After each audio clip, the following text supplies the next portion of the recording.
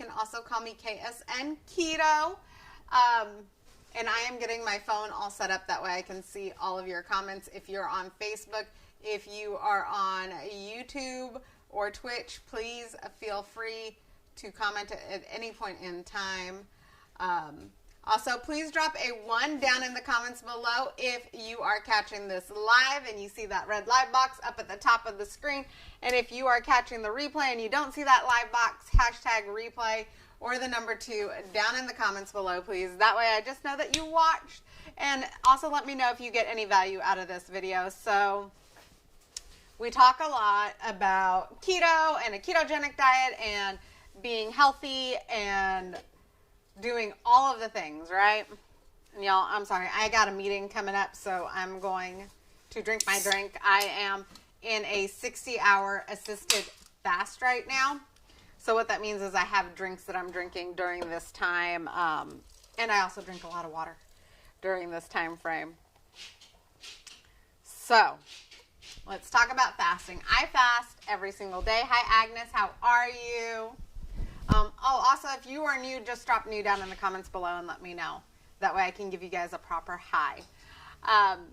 So, I fast every single day, anywhere between 16 to 18 hours, and that's what works best for my body with everything that I take. It also helps me stay in a state of ketosis, but once a month I do a 60-hour fast, and it's been anywhere from like 60 hours to like 65 hours. This month I'm going to try to do a little bit longer than 65 hours. I'm going to try to go for like 70. Hi, Agnes. So I hope you are having a great Tuesday. I know things are a little different right now. Middle of the month is around the time where I don't really cook in the kitchen because I am fasting. So my husband cooks for the kids. This time is a little bit different. My husband is not doing all of the cooking because my kids have decided they don't want pancakes anymore for breakfast. They want eggs and bacon, so mom is having to cook eggs and bacon first thing in the morning while I'm fasting. It's definitely hard. So, but with that, I get a lot of questions about, well, aren't you hungry? Well, let's talk about being hungry. There are 2 types of hunger. Okay, and I use the term real hunger in this, not because I like that term, but it is the term that is most popular with people. So there's head hunger, there's hunger in your brain, and there's real hunger, or I like to refer to it as physical hunger. So 2 different things. So let's talk about it. Am I hungry right now? Physically, I'm not actually hungry. Mentally, oh yeah, I could eat, especially when I have to sit there and cook meals for my kids or get them snacks. Or, I mean, let's face it, like the craving to want to eat something because eating is a social activity is definitely there. So you have to really take your time and understand what is head hunger versus physical hunger. So head hunger is also referred to as emotional eating.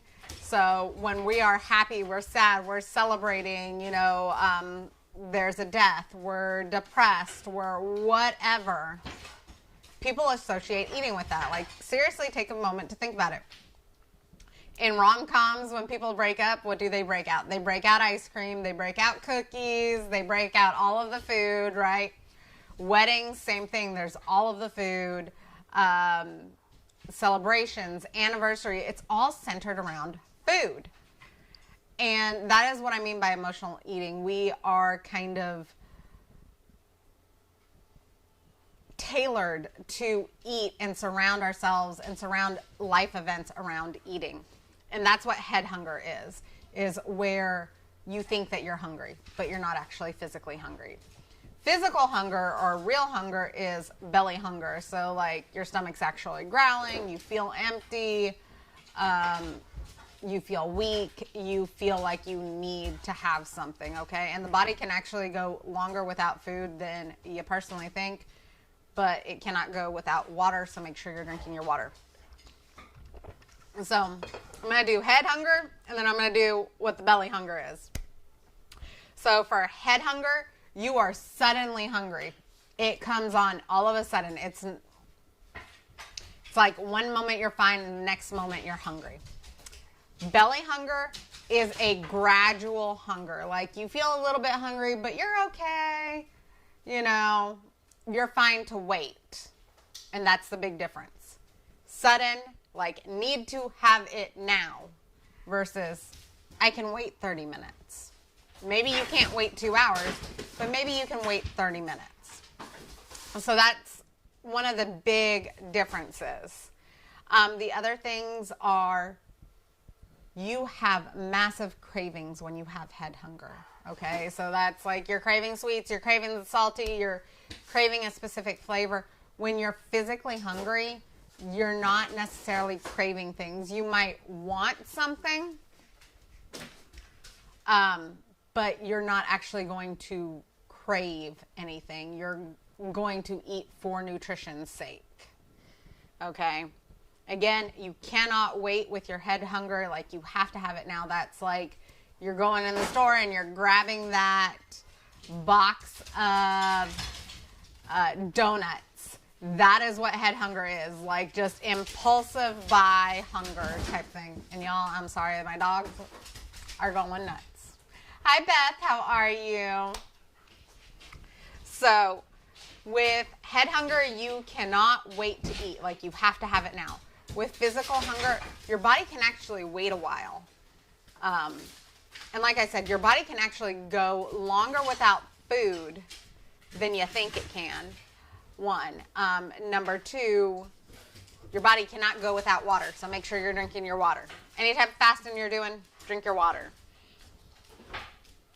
Head hunger really is linked to emotional eating, whether that's you're happy, you're sad, you're depressed, you're stressed, you're anxious, whatever it is linked with your emotions.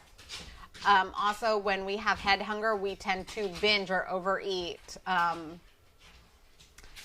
have done this in the past. Anytime I've been sad, anytime I have been extremely happy, and also during a lot of the holidays, during a lot of the holidays, I, in the past, have overeaten. I mean, that is how I gained so much weight. At one point, I was 300 pounds. And I'm only 5 foot tall. So 300 pounds on a 5 foot frame it's a lot of weight. I don't even know what pant size I was in because, I didn't buy jeans. I didn't buy pants. I wore muumuu dresses because I just didn't want to know. So, belly hunger is different because you will eat until you're full. Okay? You're not binging. You're not overeating. You're not rushing through your meal. That is what actual physical hunger is. Head hunger is also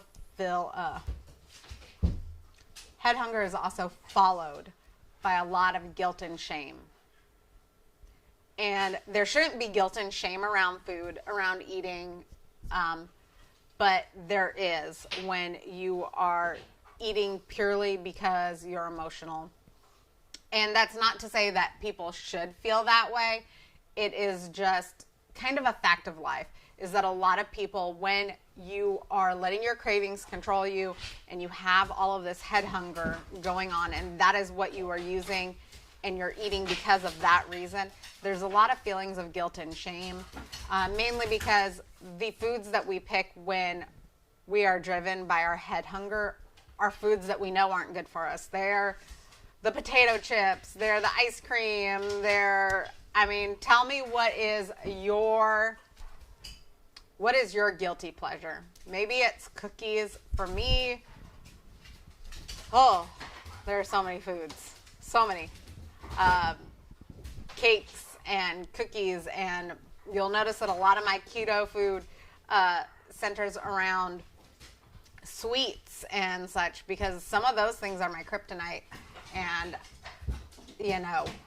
I do not go down that cookie aisle in the store, that candy aisle in the store. I tell you what, I am staying away from the candy aisle for Easter because I love Easter candy. So if you guys love Easter candy, can you drop a yes down in the comments below? So those are the main differences between head hunger and real hunger, or physical hunger, as I would like to call it. Is head hunger is very sudden. It's cravings. You can't wait. It's emotional. You're going to binge. You're going to overeat. You're going to feel like doo-doo afterwards. And there's a lot of guilt and shame behind it. Whereas physical hunger is gradual. Like you gradually start getting hungrier throughout the day. You're not really picky. You're going to eat what's in front of you. Okay? And that's not to say that there aren't picky eaters. I know my kids are autistic. They actually are hungry, but they are very, very picky. But for most people, you are not picky when you are actually hungry. You can wait a little bit. So this is, if anybody's actually physically hungry, if they haven't let it get to a point where they're starving, they'll know ahead of time, and it can wait a half hour. It can wait 45 minutes for them to actually make a meal or for them to get food. It's not fueled by emotions. It's not fueled around social situations.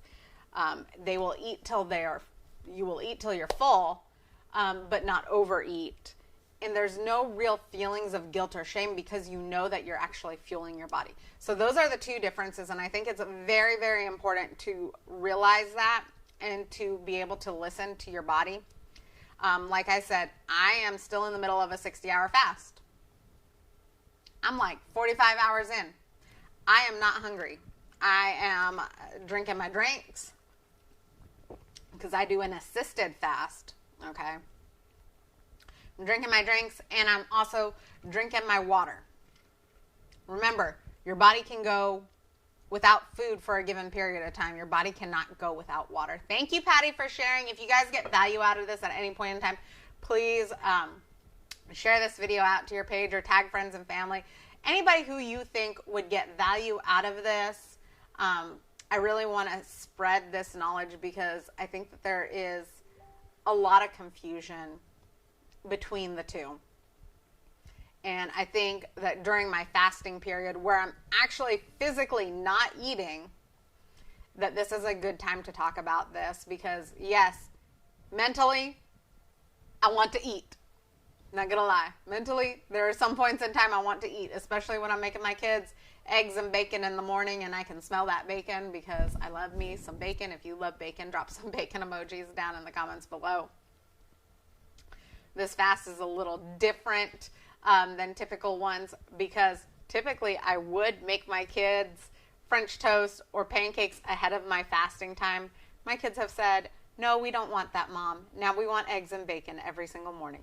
So I'm making eggs and bacon every single morning. So this fast is a little bit harder, but I can still do it. Thank you, Denise. I truly appreciate that. And yes, I love sharing this stuff. If there is something that you guys have questions on, please feel free to message me at any point in time. I love chatting with you guys. I love sharing with you guys.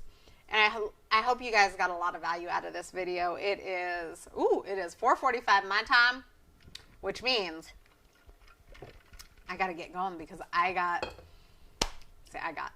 have a team training that I am getting ready to attend that starts in 15 minutes, so I have to get ready.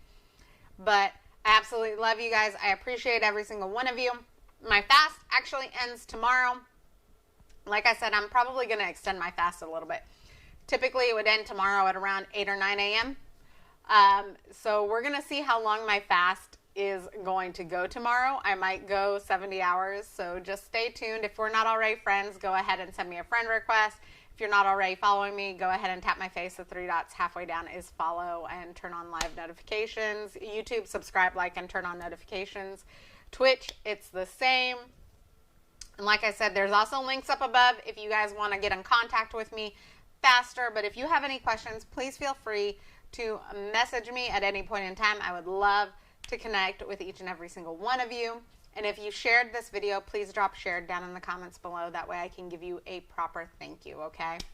I love you guys. I appreciate you guys. And since my fast ends tomorrow, I'll have a keto kitchen for you tomorrow night. Love y'all. Have a great night. Bye.